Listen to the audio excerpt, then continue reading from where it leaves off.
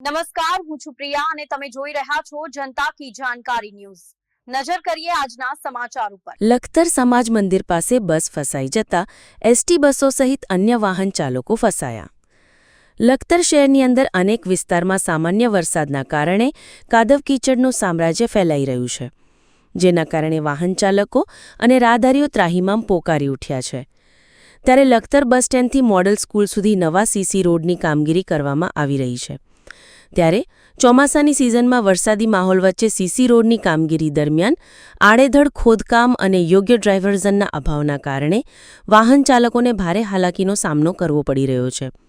ત્યારે હાલમાં દુધરેજ રોડ ઉપરનો બ્રિજ બંધ કરવામાં આવતા રાધનપુર, ભુજ, હળવદ, ધ્રાંગધ્રા, પાટડી, હારીજ સહિત અન્ય સુરેન્દ્રનગર જિલ્લાના ગ્રામ્ય વિસ્તારના એસટી બસોને લખતર વાયા વણા થઈને ડ્રાઇવર્ઝન આપવામાં આવ્યું છે।